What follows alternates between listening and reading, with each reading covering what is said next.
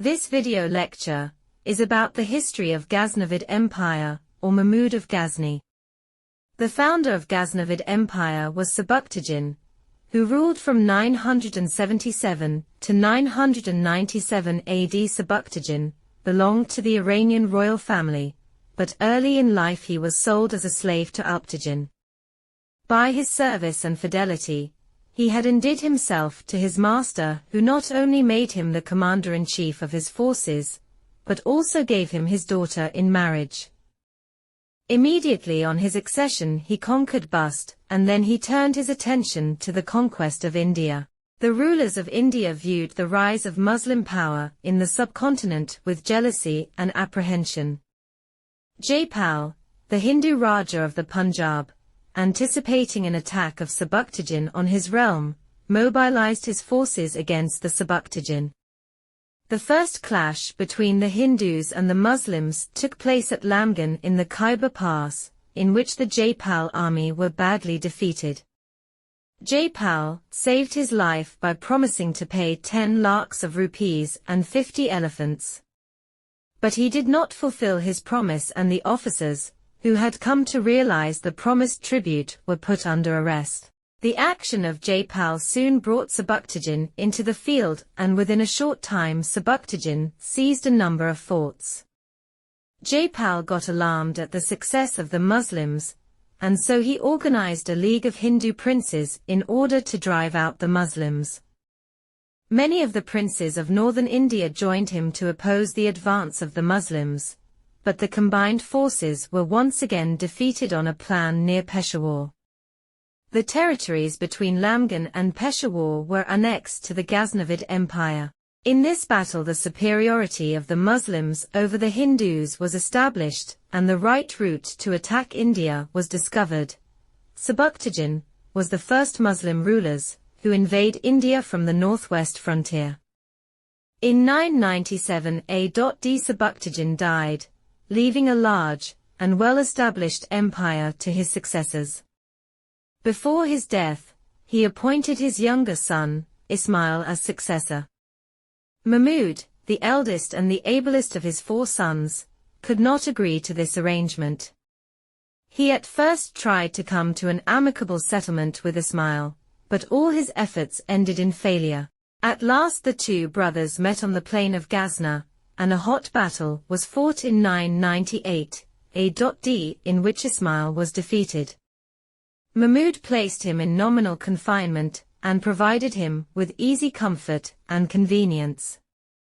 Ismail was soon involved in a plot against his brother, who was compelled for the safety of his life and throne, Mahmud transfer him to a distant fortress at Juzjanan, where he passed the rest of his life in peace. Mahmud, after defeating and imprisoning his brother, Ismail, ascended the throne in 998 AD. He spent the first 2 years of his reign in fighting against the Samanids. The Samanids acknowledged his authority over Balkh, Herat, Termes and Bust, but they refused to accept his authority over Khorasan. Mahmud soon waged war against the Samanid king, and defeated him in the open field. He then declared himself as an independent ruler, and took for the first time the title of Sultan. He secured his position by obtaining the formal recognition of his sovereignty from the Abbasid Caliph, al-Qadri, who also conferred upon him the titles of Yamin-ud-Dawla and Amin-ul-Milla. Hence his dynasty is also known as the Yomani dynasty. On receiving the recognition of his sovereignty from al-Qadri, the Caliph of Baghdad made it obligatory on Mahmud to undertake every year an expedition to Hind. From 1000 to 1026 AD Mahmud led a good many expeditions to Hind. But it is not possible to ascertain the exact number of expeditions undertaken by him. According to Sir Henry Elliot, Mahmud led as many as 17 expeditions. Some of the historians give the number as 12, but the view of the former historian appears to be more correct, and it is accepted by most of the historians. Expeditions of Mahmud in India. The first expedition of Mahmud which was undertaken in 1000 AD against the frontier towns of the Khyber Pass. During this expedition he captured a few forts and towns of the Khyber Pass. Mahmud led his second expedition in 1061 AD against his father's enemy, Jaipal, the king of Hindu Shahi kingdom, at the head of 100,000 horsemen. Jaipal collected all his forces and marched against the invader. A fierce battle was fought at Peshawar in November 1001 in which the Muslims came out victorious. Jaipal with his sons and grandson was taken prisoner, but was subsequently released on certain terms. Jaipal could not tolerate this insult. He, after appointing his son Anandapal as the next king, burnt himself to death.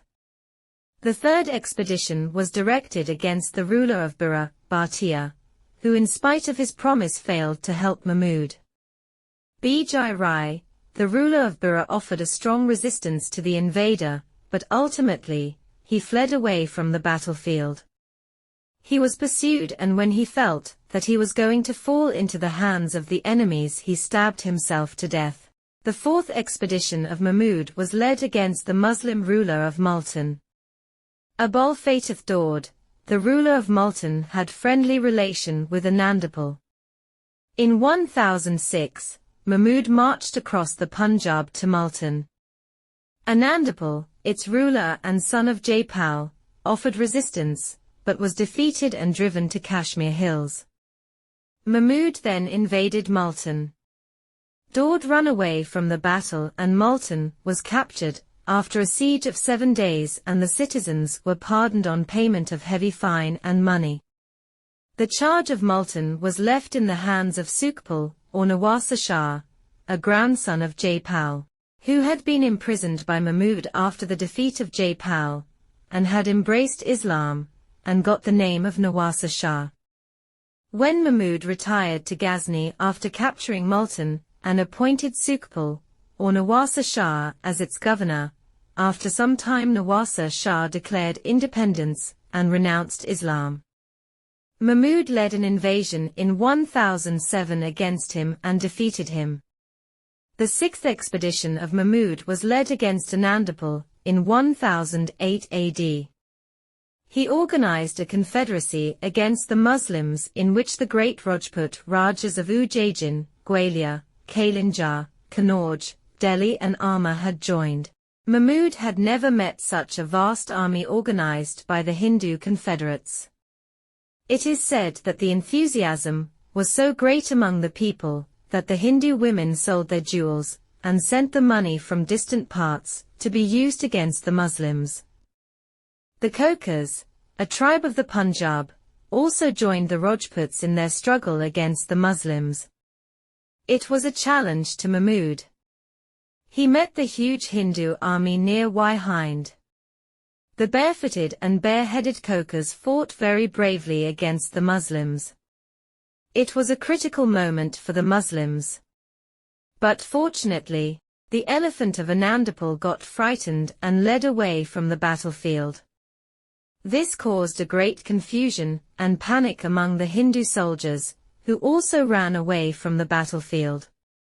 Mahmud won victory, and a large amount of booty fell into his hands. Mahmud next marched against Nagarkot, in Kangra Hills, and besieged the fort of Nagarkot, in 1009. After 3 days' stubborn resistance, the fort fell into the hands of Mahmud. He returned to Ghazni with a vast collection of riches and jewels. In 1010 AD, Mahmud led an expedition to Multan and defeated the rebellious chief, Abdul Fatih Daud. Anandapal, son of Jaipal, though defeated, did not lose his spirits. In fact, his repeated reverses made him the more determined to resist the enemy to the bitter end. For this reason, Anandapal shifted his capital to Nandana, gathered a small army and tried to consolidate his position in the Salt Range region. He died a peaceful death there and was succeeded by his son, Trilokanpal. In 1014 AD, Mahmud led an expedition against Trilocampal, and captured Nandana after a brief siege. The new ruler took shelter in Kashmir, but Mahmud pursued him and defeated the combined forces of Trilocampal and his new ally, Tunga of Kashmir. Mahmud did not consider it safe to penetrate into Kashmir. Trilocampal also did not like to end his days as a refugee in Kashmir. So, he returned to the Punjab, his ancestral kingdom, and established himself in the Siwalik hills. He entered into an alliance with Vijayodha, the Chandela ruler of Bundelkhand. In order to break this alliance, Mahmud again came to India, and finally defeated Trilocampal. In 1014 AD Mahmud marched against Thaneswar. The Hindus fought desperately, but they were defeated and Thaneswar was captured. Mahmud collected a large booty from Thaneswar. In 1018 AD, Mahmud at the head of a large army, set out from Ghazni. He captured all the forts on the way. The Raja of Baran or Buland Shah offered his submission and embraced Islam along with 10,000 men. From there Mahmud marched against Mathura, one of the wealthiest cities, and captured it. A huge booty fell into the hands of Mahmud. After Mathura, Mahmud turned towards Brindaban. Mahmud plundered the forts and temples of Brindaban and got a huge booty. Mahmud appeared before the gates of Kannauj in January 1019 AD. Rayapal, the Pratihara ruler of Kannauj, submitted to Mahmud without any fighting. On his way back to Ghazni, Mahmud captured some small forts. The submission of Rajapal, the ruler of Kannauj, gave offense to other Rajput rulers, particularly Gonda, the Chandela Raja of Kalinjar. Gonda entered into an alliance with the ruler of Gwalior. The allied forces attacked and killed Rajapal and placed his son on the vacant throne. Mahmud was compelled from the moral point of view to attack the Chandela king, but the latter ran away from the battlefield. The Sultan returned to the capital with victory. In 1021–22 AD, Mahmud led his 14th expedition against Gwalior and compelled the Raja of Gwalior to submit. After accepting the submission of the Raja of Gwalior, Mahmud proceeded towards Kalinjar, the famous fortress of Gonda, and laid siege to it. According to the Muslim historians, the Chandela prince saved himself by promising to pay the annual tribute. The most momentous expedition of Sultan Mahmud was indeed the capture of Somnath in Kathiawar. Regarding the cause of this expedition, the famous historian, Ibn al-Athi, says that, when Mahmud of Ghazni was gaining victory after victory in India, the Hindus began to say that the success of Mahmud was due to the displeasure of the Somnath god with the inhabitants of the defeated territories. At this, Mahmud decided to conquer Somnath in order to prove the futility of their belief. This view is corroborated by Ibn Khaldun, Farishta, and Wolseley Haig. Towards the close of 1025 AD, he set out from Ghazni, and passing Multan and the desert of Rajasthan, he stood before the gates of Somnath on the 9th of January, 1026. The Hindus offered a stubborn resistance, but fell into the hands of the Sultan. The expedition to defeated. The enormous wealth of the temple fell into the hands of the Sultan. The expedition to Somnath, says Dr. M. Nazim, is one of the greatest feats of military adventure in the history of Islam. The last expedition was undertaken in 1027, against the Jats, who had molested the Muslim army on its return journey from Somnath. The Jats were defeated and many of them were put to death. Nature and motives of Mahmud's invasions in India.